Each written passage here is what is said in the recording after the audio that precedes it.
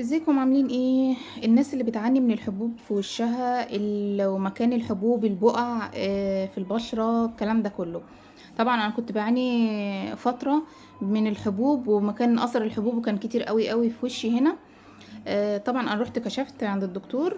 اقول لكم الحاجات اللي هو كتبها لي وجابت نتيجة معايا، وعشان كده انا طلعت اقول عليها. طبعا ما كنتش مقتنعة بالعلاج بتاع الدكتور، لان انا اساسا يعني عندي احباط كده ومش بقتنع باي حاجة.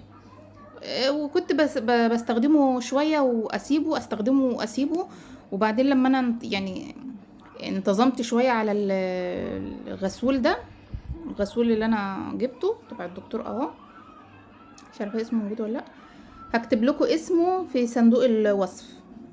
الغسول ده سعره متهيألي ما يعديش ال100 جنيه، مش عارفة 90 تقريبا، 90 100 حاجة كده.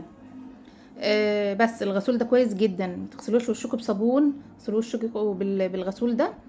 تمام. والنوع التاني طبعا بعد الغسول كريم اسمه فيتا بيلي باين، هكتب لكم برضو الاسم بتاعه. ده بيستخدم برضو مرة واحدة لمدة نص ساعة، مرة واحدة يوميا. انتظموا عليهم يا جماعة، هتلاقوا فرق بجد. انا وشي هقول لكم اوريكم كده، كان هنا كل ده مليان حبوب، كل ده كان مليان حبوب، حتى في اثر اهو لسه بيروح، لان انا لسه بستخدم الغسول. كل ده كان مليان جامد، بدأ يروح خالص ورقت وشي راق، وشي راق. حتى انا على فكرة انا مش حاطه حاجة في وشي والله، هنا مش حاطه حاجة في وشي، حتى هتلاحظوا وشي وشي محمر من الكريمات اللي انا كنت منزلها قبل كده على القناة، اللي هو ال3 كريمات بتوع التقشير دول، الاثر بتاعهم.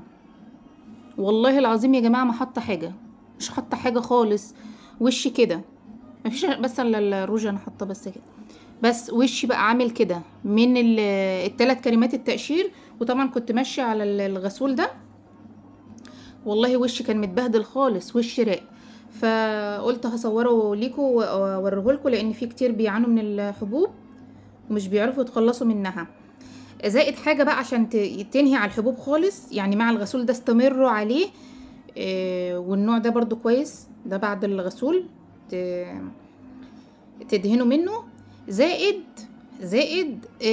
كريم مضاد حيوي. هبقى اشوف الكريم المضاد الحيوي اللي الدكتور كان كاتبه وهكتبه لكم في صندوق الوصف. بجد هو ده العلاج بتاع الدكتور اللي كان كاتبه لي، دكتور الجلديه للحبوب.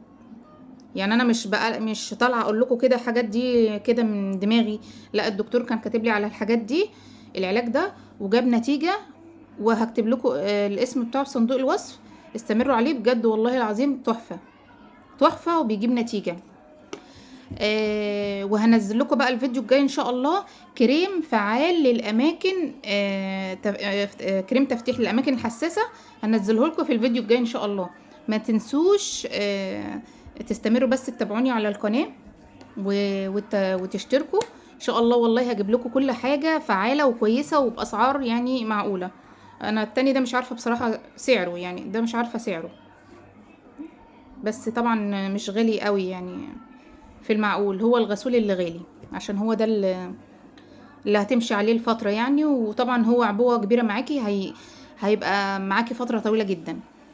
انتظروني في الفيديو الجديد ان شاء الله، هجيب لكم يعني حاجات كويسة جدا. يلا مع السلامة.